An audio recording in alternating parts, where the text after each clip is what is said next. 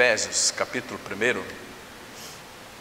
Estamos estudando a carta aos Efésios, uma carta tão profunda, tão maravilhosa, tão gostosa, né, de ler e ser estudada. Hoje nós vamos focar um pouquinho na graça.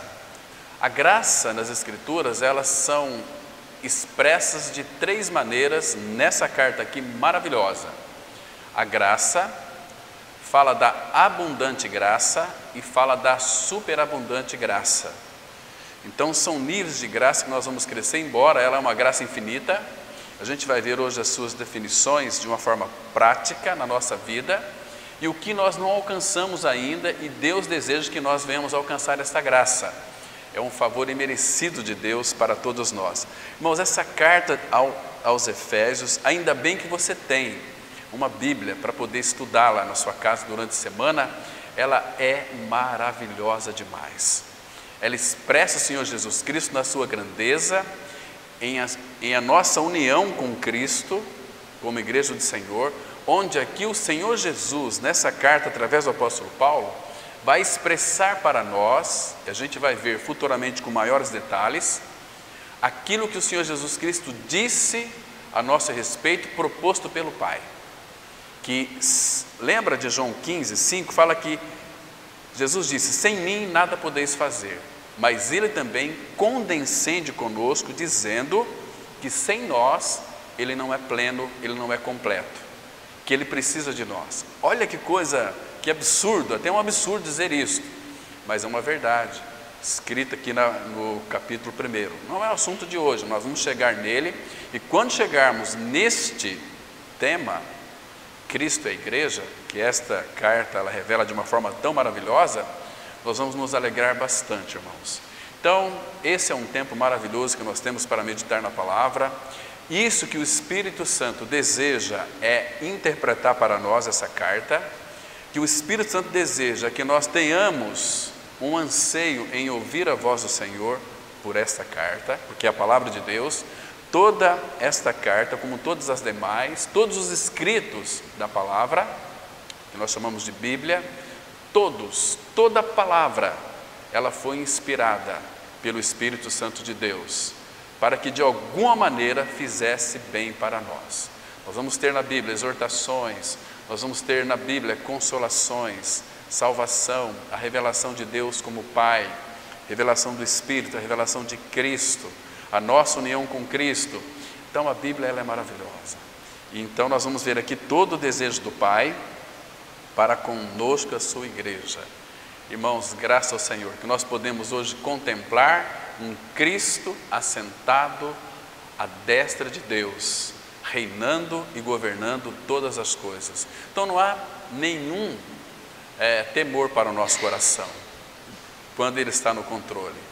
Quando nós sabemos que Ele é o capitão do nosso barco, Ele é aquele que de fato tem o domínio sobre os ventos, as águas, os mares, que Ele tem absolutamente todo o domínio de todas as coisas em suas mãos. Ele é tão grande o nosso amado Senhor, irmãos, tão grande, que Ele mede os céus a palmos. Ele é tão grande que toda a terra, Ele pesa ali em balança de precisão. Ele é tão grande que Ele sustenta, guarda todas as águas ali na concha das suas mãos, que foram criados e espalhados por este universo inteiro. É maravilhoso o nosso Senhor. Então muitas vezes, irmãos, nós sofremos porque somos incrédulos. E o Espírito Santo deseja nos levar a um conhecimento mais profundo de Deus o Pai, para que nós não venhamos temer absolutamente nada, irmãos. Tudo aquilo que possa vir a acontecer comigo e com você, se você estiver conectado com Ele, numa vida de intimidade com Ele, você não vai temer nada e nem ninguém, porque você sabe que Ele não apenas é o teu Deus, mas também é o teu Pai. E um pai, se vocês soubessem como os pais humanos cuidam e zelam pelos seus filhos, imagina Ele, que é a fonte de tudo isso. Quando nós temos uma visão da paternidade de Deus, o nosso coração, ele consegue descansar. Nosso coração fica bem tranquilo, ainda que tem muitas crises, e haverá muitas crises nesse tempo do fim, mas nós estamos olhando para Ele, porque é dele que vem todo o nosso suprimento, é dele que vem toda a nossa suficiência. Ele prometeu na sua palavra que nos dias maus nós não seríamos envergonhados, e nos dias da fome Ele disse que abasteríamos, nós seríamos tão abastados e teríamos em abundância. Ainda que não tenha pão, nós vamos ter sempre a abundância dele. Não, nem só de pão viverá o homem, mas de toda a palavra que procede da boca do Senhor. Agora, vamos ler aqui, irmãos, os versículos 7 e 8 de Efésios capítulo 1. Diz assim a palavra. Então, em Cristo, diz aqui que nós temos a redenção, vimos domingo passado, pelo seu sangue a remissão dos pecados, segundo a riqueza da sua graça, que Deus derramou abundantemente sobre nós, em toda a sabedoria e prudência. Vamos orar. Pai, nesta oportunidade tão gloriosa e tão especial, porque todas as vezes que nós nos reunimos, nós estamos cumprindo um propósito Teu, que agrada muito o Teu coração, porque Tu dizes na Tua palavra que quão bom e quão agradável é viverem unidos os irmãos, é reunirem os irmãos. Nesse tempo, Pai, nós estamos obedecendo ao Senhor, temos prazer no reunir do Teu povo, temos prazer, ó Pai, em ouvir a Tua voz, ouvir a Tua palavra, e é nesse tempo, Pai, quando nós nos reunimos, é que Tu abres as janelas dos céus e traga toda a revelação bendita da Tua palavra, para que possamos não apenas ter um conhecimento das Escrituras, mas conhecê-lo um pouco mais, ao nosso amado Senhor. Teu Espírito Santo que nos foi outorgado, Ele nos guie, Ele nos ilumine nessa oportunidade, para que possamos ver além da letra a Ti, para tocarmos toda a realidade da pessoa e da obra de Cristo. Fala conosco, Pai, queremos e desejamos ouvir a Tua voz. Cuida deste ambiente para que realmente as nossas mentes estejam voltadas para Ti, concentradas em Ti, que Teu Espírito fale, porque queremos ouvir a Tua voz. Continue, Pai, afastando de nós tudo aquilo que nos afasta de Ti. Em nome do Senhor Jesus nós oramos. Amém. Meus irmãos, nós louvamos ao Senhor, antes de mais nada, pela Sua graça que nos foi dada e também revelada.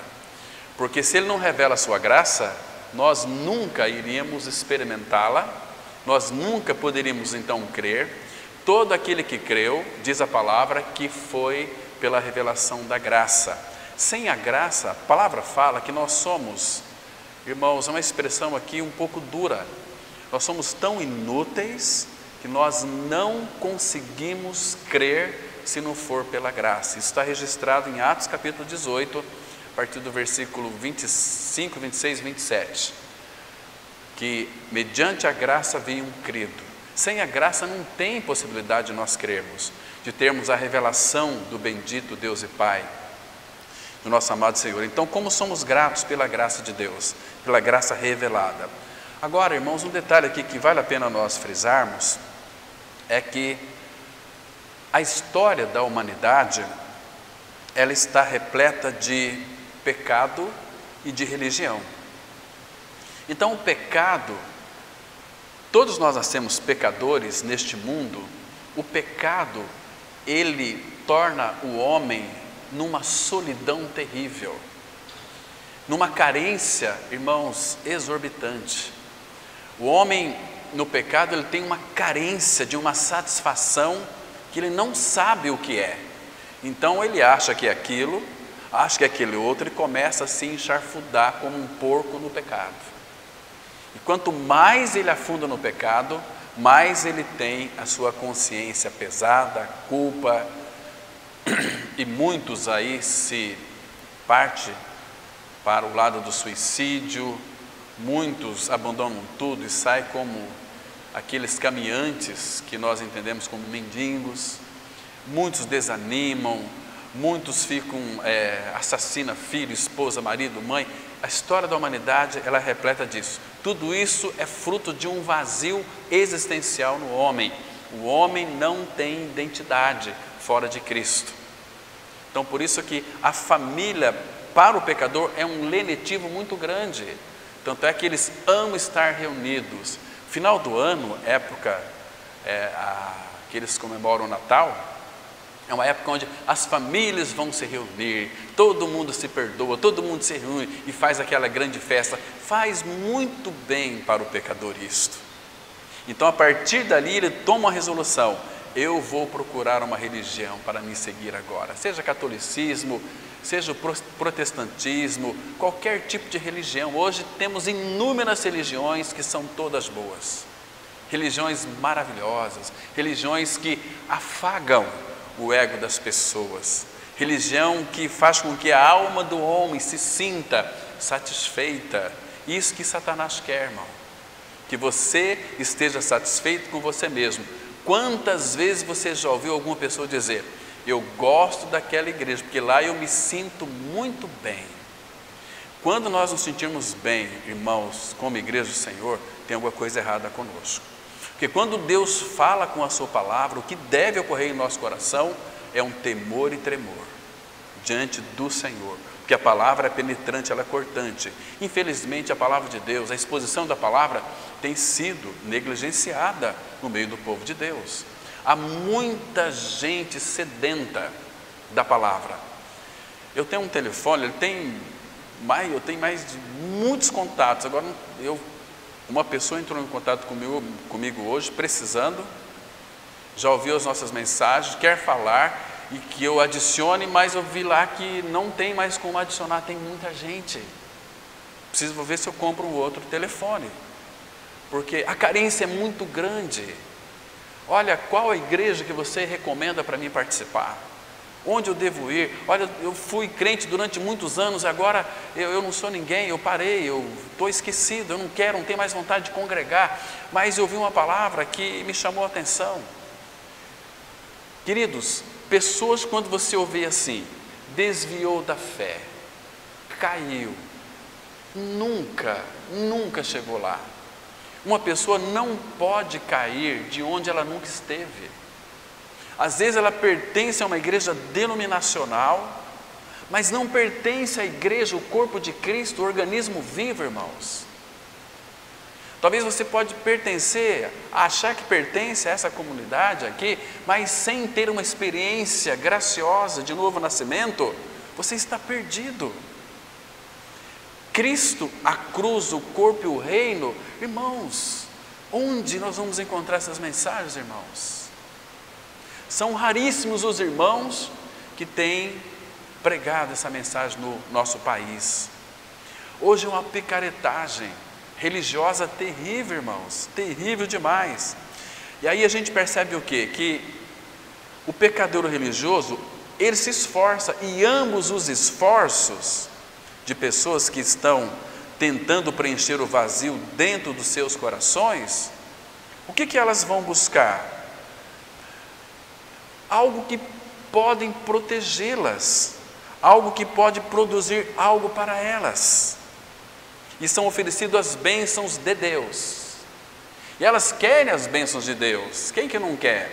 Mas se esquece, irmãos, o que adianta você ficar com as bênçãos de Deus, morrer e ir para o inferno, sem ficar com Deus das bênçãos? Temos que ter a Ele como realidade espiritual.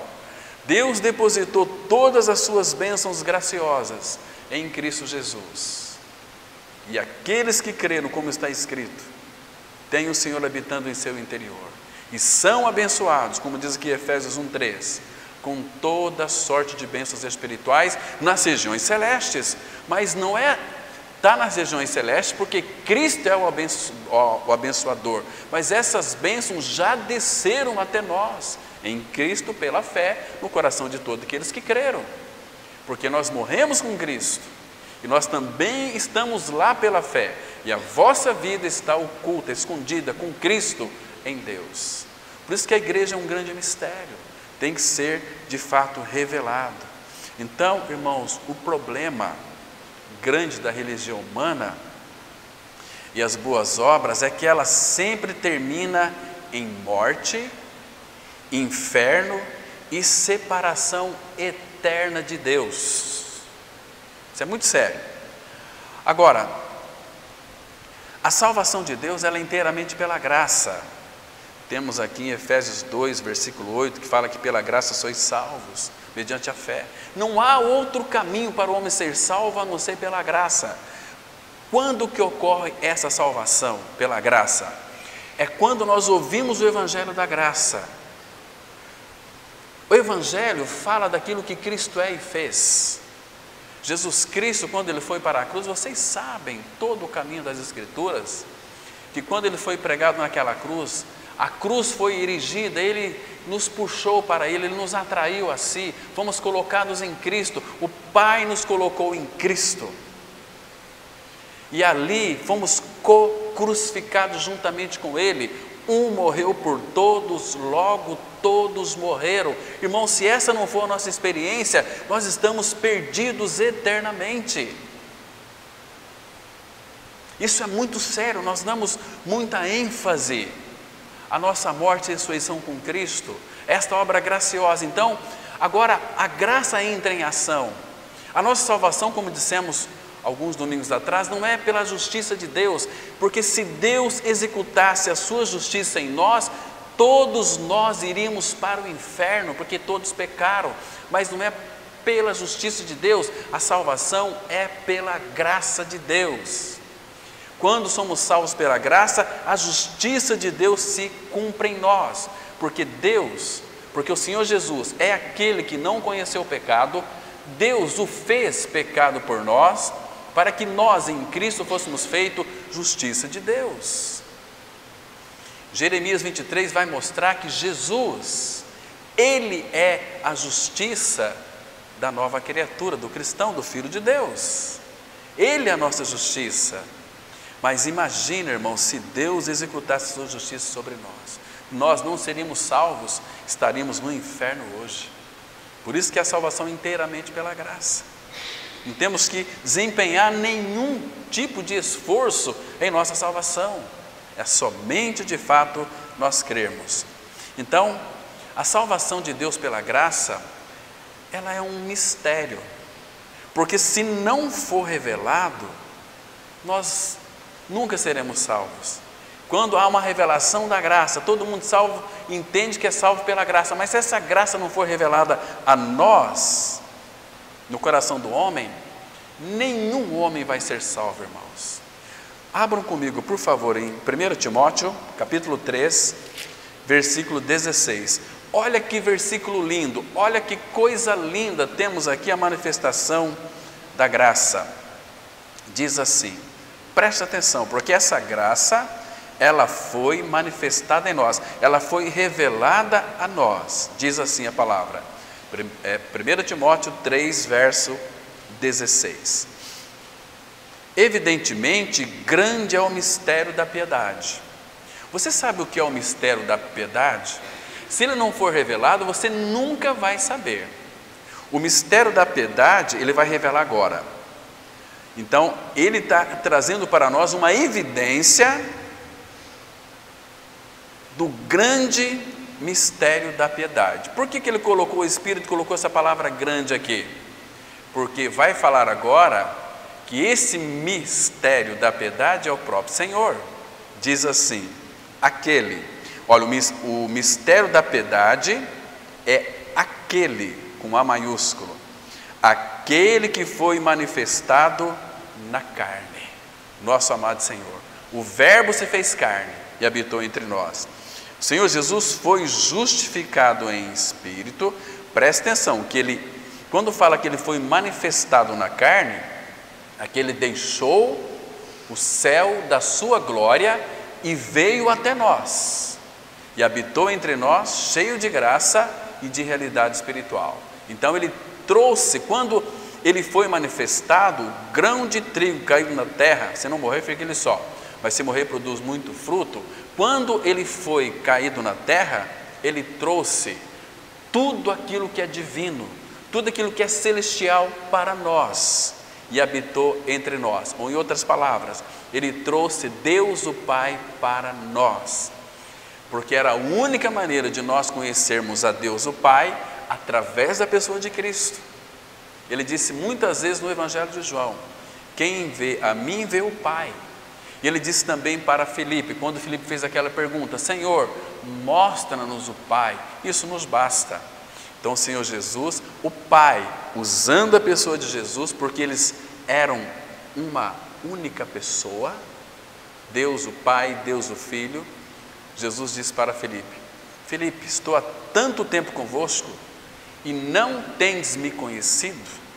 Quem vê a mim, vê o Pai. Como dizes tu, mostra-nos o Pai? Eu estou aqui, veja as minhas atitudes, veja os meus gestos, veja a minha fala. Porque os discípulos sabiam que todas as vezes que Jesus falava, o coração deles ardia. Lembra de Lucas 24, aqueles 2 discípulos do caminho de Emaús? O que eles falaram depois que Jesus foi embora? Porventura não nos ardia o nosso coração quando Ele falava conosco? Por que o coração nosso arde quando Ele fala? Porque a palavra divina, a palavra de Deus, há uma verdade penetrante em nós, e ela vai, ainda que o nosso coração seja empedernido, vai lá dentro do nosso coração, e o nosso coração arde. Eu fico pensando assim, é tão difícil quando alguém decide não crer no Senhor, é tão difícil quando uma pessoa de fato, ela se recusa a essa verdade, que veio para salvá-la, para dar uma vida eterna para ela. Irmãos, e aqueles que não têm a vida de Cristo irão perecer eternamente, porque de fato não acolheram o amor da verdade para serem salvos. Então Deus envia a operação do erro para aquelas pessoas que não irão crer. Então, que coisa linda. Então, Ele foi justificado em espírito, contemplado por anjos, pregado entre os gentios, crido no mundo, recebido na glória. Você vê aqui a obra da cruz? Então, o mistério da piedade fala aquele que veio, Ele foi manifestado na carne, e depois foi recebido na glória. Ele veio, fez a obra e voltou para a glória, mas quando Ele subiu para a glória, Ele levou você e a mim. Lembra lá de Efésios 2,6? Juntamente com Ele nos ressuscitou e nos fez assentar nos lugares celestiais em Cristo Jesus. Onde nós estamos, irmãos? Hoje em dia as pessoas mudaram radicalmente, totalmente, aquilo que Deus veio fazer, que deseja fazer. Hoje é uma bagunça no meio do povo de Deus, ninguém compreende nada, quer sentir a presença de Deus, quer sentir uns arrepios, quer sentir... Misericórdia, é fé. Fé não é sentimento. Sentimento é algo que vai enganar muita gente. Porque eu penso, irmãos, segundo está escrito, o justo vai viver pela fé. Tem muitas pessoas desejando viver pelo sentimento, irão perecer. São aqueles que chegarão diante de Deus no dia do juízo e vai dizer: Senhor, porventura não temos nós profetizado em Teu nome? Não expulsamos demônios em Teu nome? Não fizemos muitas curas em Teu nome? Fizeram tudo isso, vocês sabem disso. Só vê a internet, os YouTubes, as pregações de hoje, é milagres, vem na frente, busca. Onde é que eles estão com a cabeça, irmãos? Por isso que o profeta Oséias disse algo muito interessante: o meu povo está perecendo, porque lhe falta o conhecimento. O povo do Senhor está perecendo por falta de conhecimento. Conhecimento do Santo, do nosso amado Senhor Jesus Cristo. Eu falei para vocês que esse mistério da piedade, se não for por revelação, ninguém vai crer, irmãos. Graças a Deus que você entendeu, buscou a revelação e foi revelado para você este Evangelho, porque, irmãos, quando nós pregamos o Evangelho, Jesus morreu na cruz, mas fez você morrer com Ele, lhe sepultou e lhe ressuscitou juntamente com Ele, as pessoas ouvem, elas até entendem, mas se ela não buscar uma revelação, essa experiência com o Senhor, vai ficar só no campo do conhecimento. Olha só, Romanos capítulo 16, aqui, irmãos, mostra claramente que é por revelação. Romanos 16, versículo 25. Olha o que o texto está dizendo aqui. Algo que temos que atentar para isso e ler cuidadosamente e buscar, irmãos, cada vez mais esta revelação. Então aqui diz assim, Romanos 16, verso 25. Ora, aquele que é poderoso para vos confirmar, segundo o meu evangelho e a pregação de Jesus Cristo. Presta atenção. Ele está dando indício aqui do evangelho. Evangelho é aquilo que Cristo é e fez. Entende, irmãos? Evangelho, muitos dizem assim, você sabe o que é evangelho? Eu sei, as boas novas. As boas novas é o evangelho. Mas que boas novas que são essas? Eles não sabem. Mas sabem que evangelho é boa nova. Por quê? Porque ouviram lá do seu líder. Mas então, conta-me a tua experiência com este evangelho. Eu aceitei Jesus e... isso não é evangelho. Mesmo porque Deus, lembre-se de uma coisa, irmãos. Jeremias 1,12. Deus diz que Ele vela sobre a palavra dEle para a cumpri-la. Deus não tem nenhum compromisso se nós crermos de uma forma que não condiz com a palavra. Paulo diz em 1 Coríntios 15:2, se nós não crermos no Evangelho como foi anunciado para nós, como está escrito, a nossa crença é uma crença em vão. Jesus disse, quem crê em mim como diz a Escritura, é como diz a Escritura, Evangelho, como está relatado. O Evangelho é as boas novas. Não, irmão, o Evangelho é as boas novas, mas quais são essas boas novas? Aí ele fala assim, como uma justificativa, cada igreja tem uma doutrina. Você que tem uma mente lúcida, pensa comigo um pouquinho. A igreja de Cristo tem doutrinas aqui, acolá, etc., que a igreja de Cristo não é bagunça. Sendo que o próprio apóstolo Paulo, inspirado pelo Espírito, escreveu em 1 Coríntios 14, tudo seja feito com ordem e decência. Deus não é de confusão. Então, se de fato essas pessoas estiverem certas, o nosso Deus é um Deus de confusão. Porque lá na igreja tal é assim, na igreja tal é assado, na igreja aqui é assado, é de outra maneira, é de uma forma, está tudo disforme, irmãos. Quando uma igreja não é orientada pelas Escrituras Sagradas, a tendência dela é ir para os extremos, não para a centralidade de Cristo, perder o alvo. Nós prosseguimos sim para o alvo que é Cristo. Entende, irmãos? Quantas pessoas já eu ouvi dizer, a comunidade de vocês é muito boa, mas vocês só falam de Bíblia, de Cristo, de morte e ressurreição. Irmãos, o que é isso, irmãos? Cuidado quando você não ouvir o Evangelho da Graça, morte e ressurreição. É um perigo terrível. Irmãos, a carência no Brasil inteiro é de pregadores que pregam o Evangelho da Graça de uma maneira graciosa. Irmãos, muitos irmãos não estão vencendo a demanda de pregar. Tem as suas comunidades, formam líderes e eles saem para viajar para pregar em outras comunidades. Quantos convites recebi este ano para poder ministrar a palavra? Não fui em nenhum deles. Há uma sede pela palavra, mas temos as nossas demandas.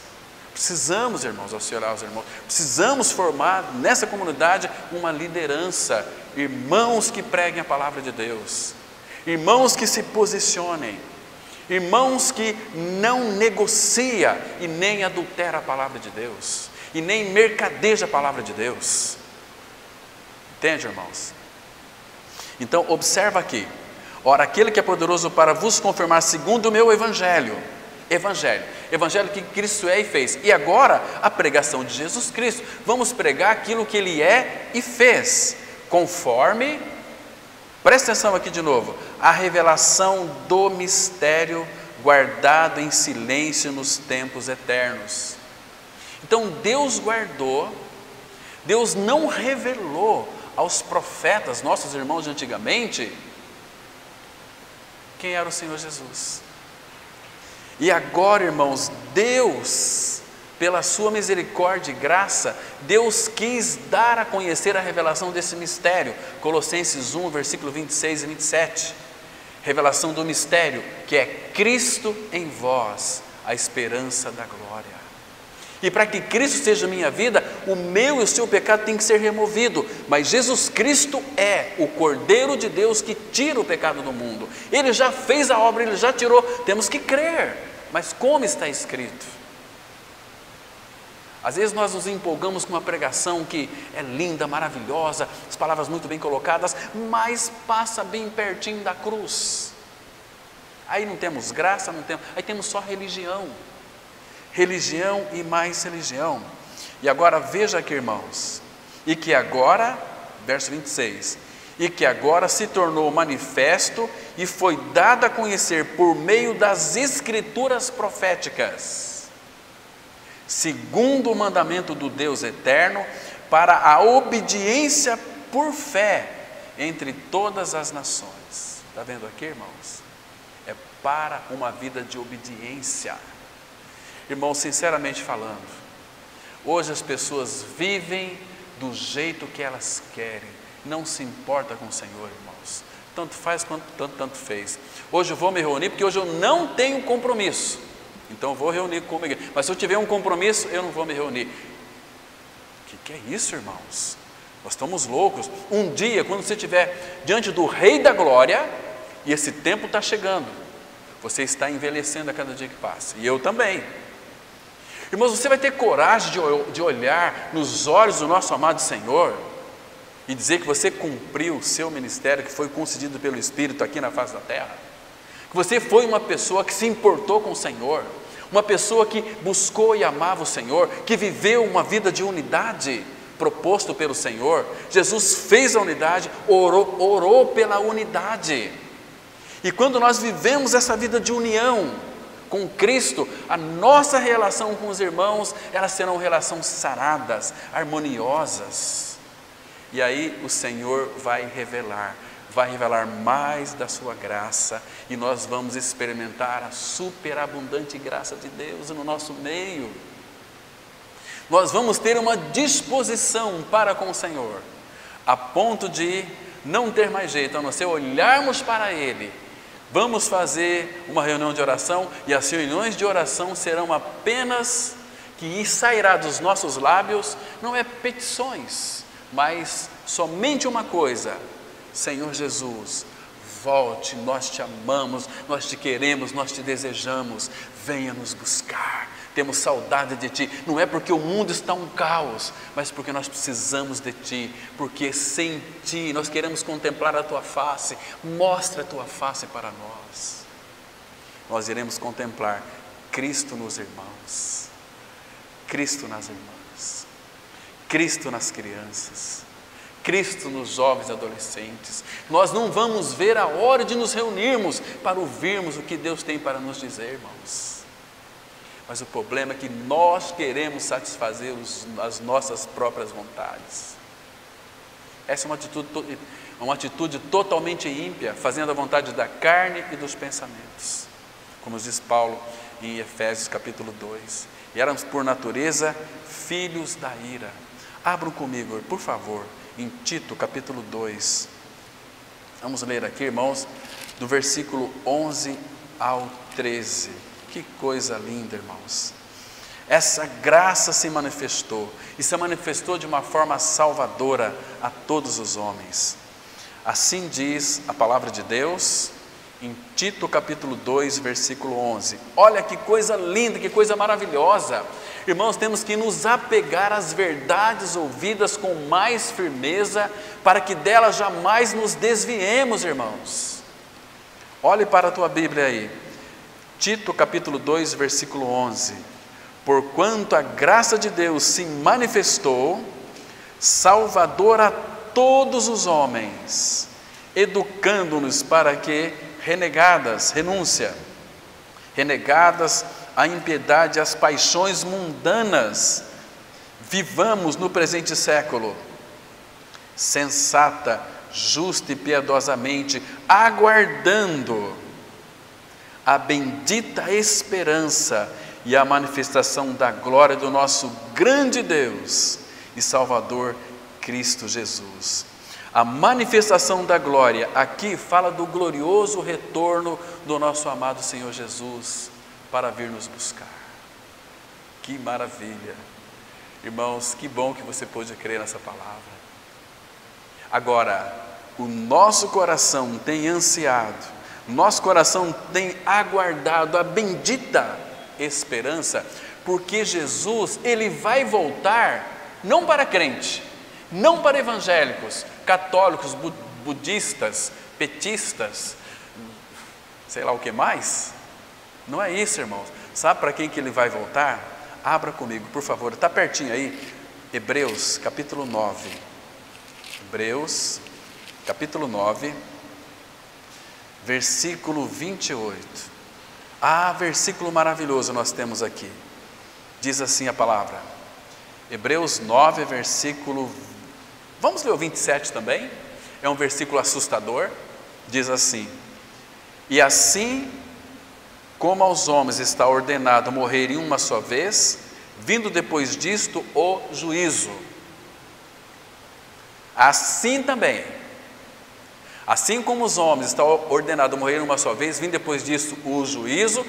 Isso aqui, irmãos, os homens vão ser, não vai ser julgado, vai receber a sentença, quem não creu. Então por isso que ele fala, assim também, mostrando outras pessoas, assim também Cristo, tendo se oferecido uma vez para sempre para tirar os pecados de muitos, aparecerá segunda vez, sem pecado, aos que o aguardam para a salvação. Que maravilhoso é isso, irmãos. A palavra de Deus, ela é preciosíssima demais. Ela não deixa dúvida nem para mim, nem para você. É claro que, de repente, você pode ver aí um bêbado, um viciado em drogas, talvez uma prostituta, um molestador de crianças, uma pessoa monstruosa, um assassino, um bandido, um ladrão, todo tipo de pecador que você queira imaginar aí, todos eles vão para o inferno, se não nascer de novo. Mas não para aí, irmãos, a questão é um pouquinho mais embaixo, mas também as pessoas que estão presas em falsas religiões, pessoas que verdadeiramente estão devotadas, muitas vezes, defendendo uma denominação, com unhas e dentes. Quantas e quantas pessoas já vieram falar comigo, eu sei que isso é verdade, mas eu amo a minha denominação. Meu Deus, que coisa triste, que lástima isto. Se não amar o Senhor, irmãos, não significa absolutamente nada. E a palavra, ela está recheada. Acompanhe comigo, vou citar pelo menos uns 3 versículos aqui. Isaías 29, verso 13, é o contexto da nossa época. Isso aqui foi escrito 700 anos, segundo alguns estudiosos, antes de Cristo se encarnar. Isaías 29, o versículo 13. Hoje estamos lendo muita Bíblia para a gente verificar a exatidão dos fatos ocorrentes em nosso meio, nestes dias do fim. Diz assim: o Senhor disse, Isaías 29, verso 13: visto que este povo se aproxima de mim, e com a sua boca e com os seus lábios me honra, mas o seu coração está longe de mim, e o seu temor para comigo consiste só em mandamentos de homens que maquinalmente aprendeu.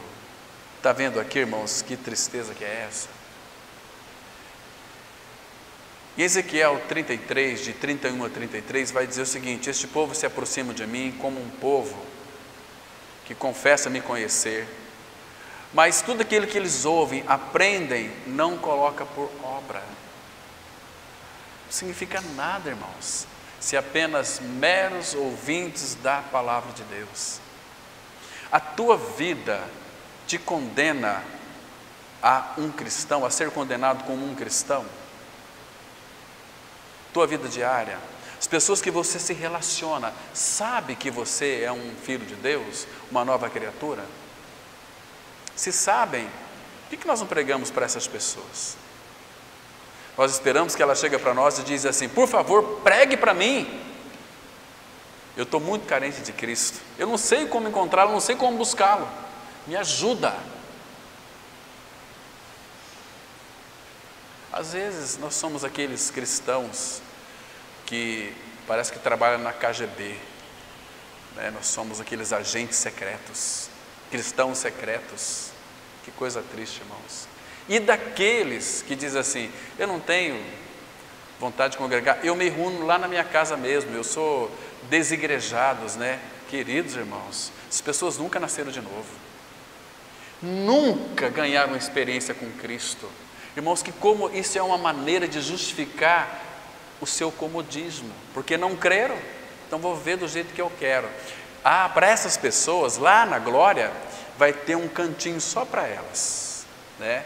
A igreja do Senhor vai estar aqui, reunida, então lá no cantinho tem para aqueles que não quer relacionar com os outros irmãos, quer ficar isolado. Lá no céu vai ter um cantinho para eles, lá no céu vai ter um lugarzinho muito especial para eles. Olha, estou impressionado com vocês, vocês fizeram muito, tem um cantinho para vocês aqui. Para com isso, irmãos, para com isso. Isso não existe na Bíblia. São pessoas que já têm suas mentes cauterizadas por Satanás, que Paulo fala, 1 Timóteo, mentes cauterizadas, que vive segundo o seu pensamento. Então é um caminho de morte. Há para o homem caminhos que parecem bom, mas o seu final é caminhos de morte. Pessoas que nunca experimentaram uma gota da graça, porque se tivesse experimentado, teriam crido, porque uma gotinha da graça é um oceano de virtudes de Deus, de Cristo. Quando a pessoa consegue contemplar a revelação da graça, meu Deus, é um poço sem fundo, é um oceano que não tem mais fim. Ainda que o oceano tenha fim, mas a graça de Deus não tem fim, porque fala dele. É a graça infinita, é a graça do começo ao fim da nossa existência aqui e por toda a eternidade. Se algum dia você estiver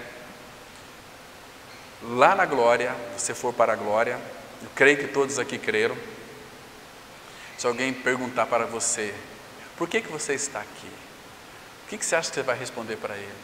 Foi graça, irmão. Somente pela graça de Jesus que eu venci e cheguei aqui. Tem um cântico, né?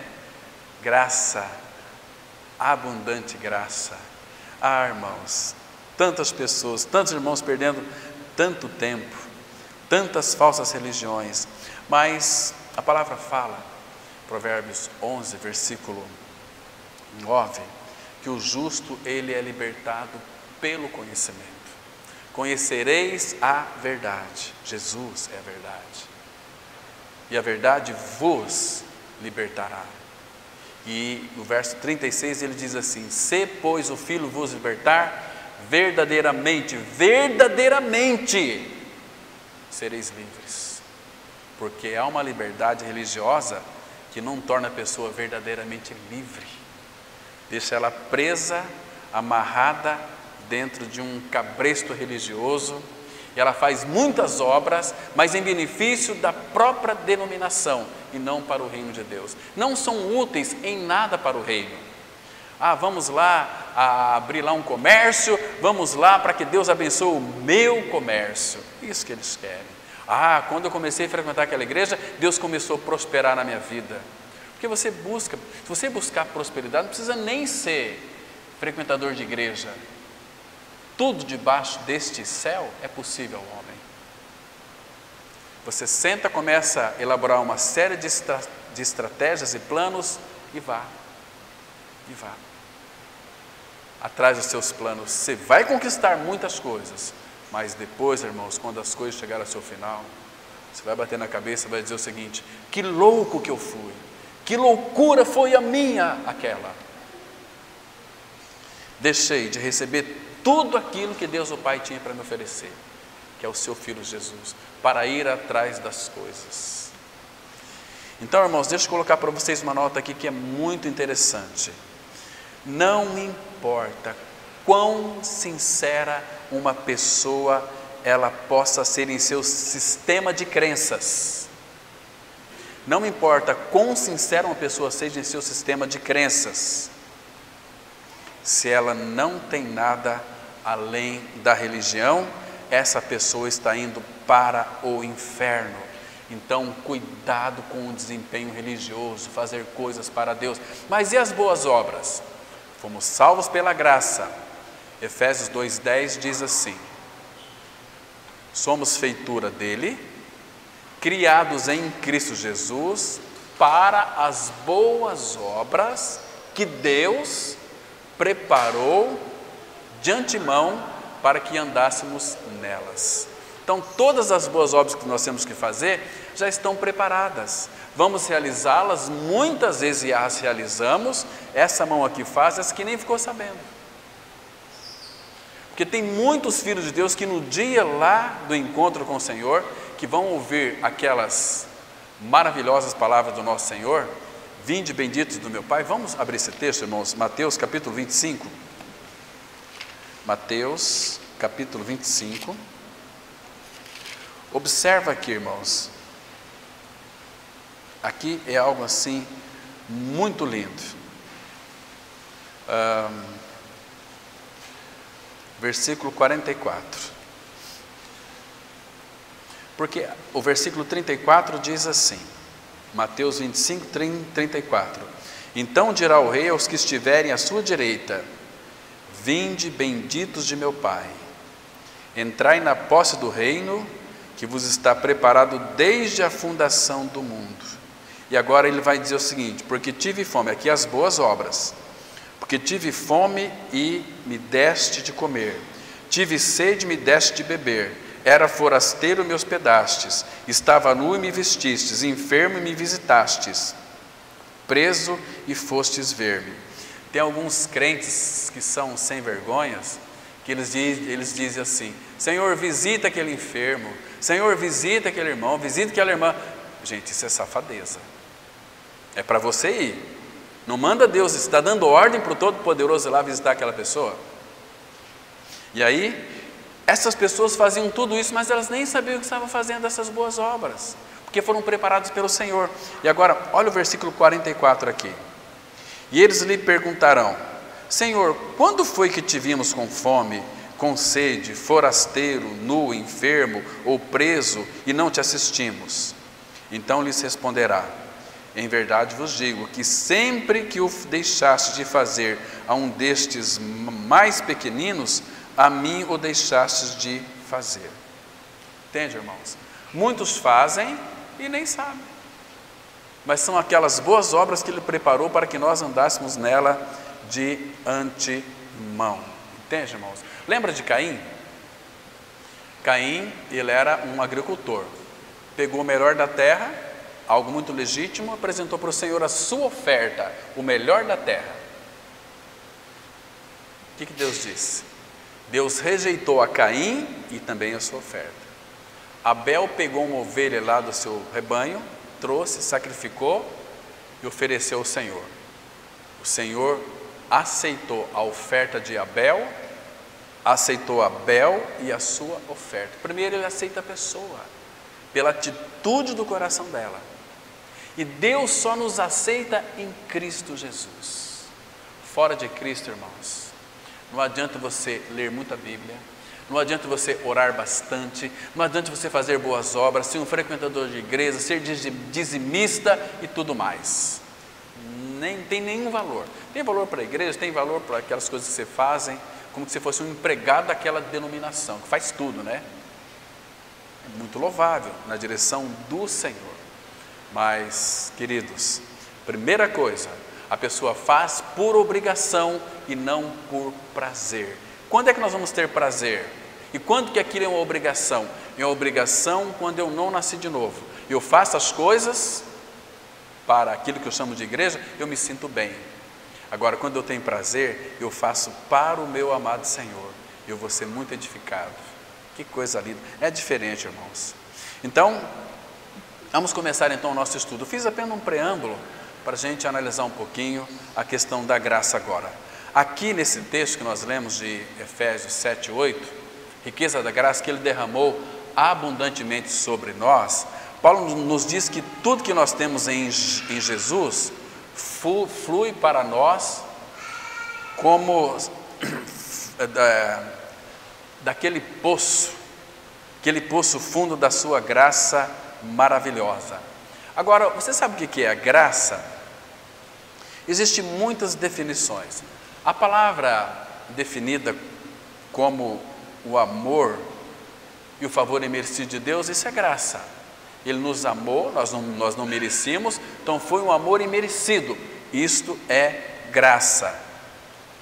Agora, a palavra grega real se refere à sua boa vontade, a seu bom prazer, isso é graça. É Deus fazendo tudo, Deus dando e fazendo tudo a quem nada merece. Ele deu o seu Filho e fez tudo no Filho para nós que não merecemos. Isto é graça. Graça é uma bondade amorosa. Graça, irmãos, é favor, é aquilo que nos proporciona alegria. Graça é aquilo que nos proporciona prazer. Graça é deleite, graça é doçura, graça é encanto, graça é beleza, graça é gentileza, graça é benefício, etc., porque ela é infinita.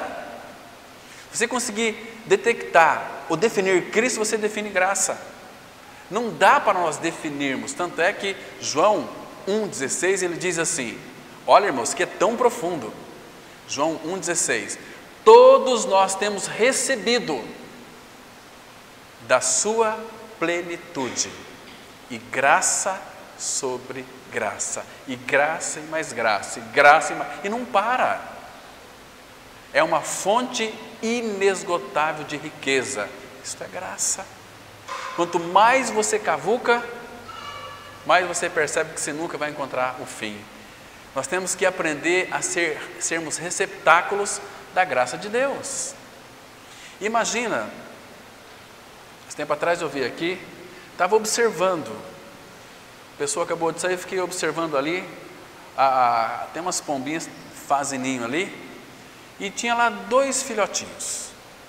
Olha só, segundo o meu entendimento, eu vi que isso aqui é graça. Então, os filhotinhos nem conseguiam ainda abrir os seus olhinhos, eram bem novinhos. Aí a mãe chegou com aquela comidinha no bico. O que os filhotinhos fizeram? Isso é graça, e foram enchidos. Fiquei pensando, olha aí a revelação da graça. Irmãos, graça é Deus despejando as suas gotículas em nós. E uma gotícula da graça em nós, irmãos, é suficiente para vivermos a eternidade inteira. Uma gotícula apenas. Mas Ele, segundo Efésios 1, 7 e 8, a riqueza da sua graça que Ele derramou, não sobre mim apenas, mas sobre nós. Você vê a importância da igreja reunida? É quando nós nos reunimos debaixo da graça do Senhor, é que Ele faz os seus depósitos da sua graça em cada um de nós. E nós seremos edificados, seremos avivados. Em João 1,14, a Bíblia diz assim, que o Verbo se fez carne e habitou entre nós, cheio de graça e de verdade. É graça abundante, graça, superabundante graça. Nós nascemos pecadores, em lugar de pecador no inferno. Mas, irmãos, e o pecador, o que ele faz? Ele só peca. Então o pecado vai sendo cada dia mais aumentado e se torna abundante. Lembra, vamos lá para Romanos capítulo 5, versículo 20. Veja que coisa maravilhosa aqui, irmãos. Romanos 5, versículo 20. Olha que coisa preciosa nós encontramos aqui. Romanos 5, versículo 20. Diz assim, sobreveio a lei para que avultasse. Essa palavra avultasse, ela significa aumentasse. Sobreveio a lei para que aumentasse a ofensa, mas onde abundou o pecado, superabundou a graça. A graça na nossa vida, ela é superabundante. Por isso que a graça, ela é maravilhosa. Nós cantamos aqui algumas vezes, né? Maravilhosa graça, graça de Deus sem par, como poder contá-la, e por aí vai. Eu não sei a letra, mas é um cântico lindo, cântico gracioso. Então, irmãos, graça, eu também penso que, segundo o meu entendimento, graça é qualquer movimento de Deus para o homem. Isso é graça. É o mover de Deus sobre a vida de um homem. É por isso que a graça ela é tão incrível. Às vezes nós ficamos tão encantados com milagres, né? E as pessoas gostam de dar testemunho dos seus milagres. Querido, se Deus curar você de câncer, você vai fazer o que aqui na frente para contar que Deus curou você do teu câncer? Ai, eu estava tão deprimido, deprimida, com câncer. Imagina só, irmãos, câncer na minha vida. Ai, piedosinho. Aí Jesus vem e te cura. Mas esse é um milagre provisório de Jesus, porque você vai morrer. Questão de tempo, vai vir uma outra doença que vai levar você para a sepultura. Por isso que ele não veio para curar as pessoas, também faz parte do seu projeto, mas ele veio para trocar o nosso coração por um novo coração, trocar a nossa velha vida por uma nova vida, a vida de Cristo. E isto é uma graça infundável, infindável, é uma graça tão maravilhosa, né, irmãos? Então é por isso que algumas pessoas ficam maravilhadas quando de fato elas consideram a graça de Deus. Deus em sua graça colocou o seu amor sobre nós, não porque nós merecíamos, mas porque Ele nos amou. Ele quis nos amar e dispensar a sua graça sobre as nossas vidas. Tem um texto lá no Antigo Testamento, é difícil nós enxergarmos a graça no Antigo Testamento, Deuteronômio capítulo 7, versículo 6 em diante. Irmãos, eu vejo tanta graça aqui, eu vejo a graça de Deus manifestada aqui no Antigo Testamento, através dos escritos de Moisés, que foram inspirados pelo Espírito. Diz assim, Deuteronômio capítulo 7, versículo 6, porque tu és povo santo ao Senhor teu Deus. O Senhor teu Deus te escolheu para que Ele fosse o seu povo próprio. Isso é graça de todos os povos que há sobre a terra. Não vos teve o Senhor afeição, nem vos escolheu porque fosses mais numerosos do que qualquer povo, pois eres o menor de todos os povos, mas porque o Senhor vos amava, e para guardar o juramento que fizera a vossos pais. Esse juramento aqui, quando Deus prometeu a Abraão, Isaque e Jacó, que a descendência deles seria salvo os remanescentes, irmãos, Deus estava jurando, Deus jurou, eu quero que procedam de vocês um povo que vai ser o meu povo. Então ele jurou e disse o seguinte, o Senhor vos tirou com mão poderosa e vos resgatou da casa da servidão, do poder de Faraó, rei do Egito. Saberás, pois, que o Senhor teu Deus é Deus, o Deus fiel, que guarda a aliança e a misericórdia até 1000 gerações aos que o amam e cumpre os seus mandamentos. Isso é graça implícita dentro desses textos, porque graça é Deus fazendo a quem nada merece. Você viu o mover de Deus sobre a vida desses homens aqui? E o juramento que ele fez para Abraão, Isaque e Jacó? Então, o juramento aqui de Deus se cumpriu em nós. Agora, como que o juramento se cumpriu em nós? Ele nos salvou pela graça. Deus apontava para aquele Jesus gracioso que viria e também nos salvaria.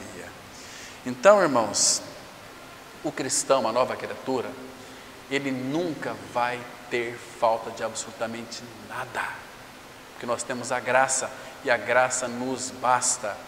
Lembra do Salmo 23:1? O Senhor é meu pastor, nada me faltará. Irmãos, vocês concordam com esse versículo? Que nada vai te faltar aqui na face da terra? Vai faltar muitas coisas. Vai te faltar muita coisa, mas o versículo, para ser interpretado, conforme está no original, eu posso ter falta de muitas coisas, mas Ele nunca me faltará. Assim está escrito no original. Eu posso ter falta de coisas. Você pode morrer de câncer, você pode não ter uma noite de sono, e me faltou o sono. Quantas pessoas, não consegui dormir essa noite, faltou o sono. Mas Ele nunca lhe faltou. Você não dormiu? Não sei, porque de repente você não tem intimidade com o Senhor, Ele lhe chamou para você orar sobre determinada coisa, você está tão perturbado que nem percebeu a voz dEle.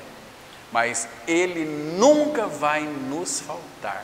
O Senhor é meu pastor e Ele não me faltará, é o sentido da palavra ali. Agora, as outras coisas nós sabemos que Deus em Cristo há de suprir em glória cada uma de nossas necessidades. Bendito, louvado seja o nome do Senhor pela sua maravilhosa graça. Nosso Senhor, Ele é tão bom, irmãos, Ele é tão precioso. E aqui em Efésios nós vamos chegar quando vai falar desta graça suprema, desta abundante graça que tinha os discípulos, que tem todos os filhos de Deus. Só que muitas vezes nós não desfrutamos disso porque nós somos incrédulos, não temos compromisso com o Senhor. Irmãos, este tempo é tempo de buscarmos a Deus, de vivermos uma vida na dependência dEle. Tudo isso é pela graça. Que Deus continue então falando aos nossos corações. Amém? Vamos orar. Pai, desvenda os nossos olhos, para que então possamos contemplar as maravilhas da Tua palavra, encontrarmos nela toda a realidade do Cristo que se fez carne e voltou para a glória, e hoje Ele veio habitar em nós pela fé, pelo Espírito. Pai Santo, desvenda os nossos olhos, para que possamos ter uma visão espiritual da pessoa e da obra de Cristo. Fala conosco, Pai, queremos ouvir a Tua voz. Revela-nos mais e mais de Cristo, para que tenhamos uma vida firmada, radicada nele. Obrigado pela palavra que o Senhor falou aos nossos corações, e que ela venha frutificar, começando em nós e naqueles que a ouvirão também. Em nome de Jesus nós oramos. Amém.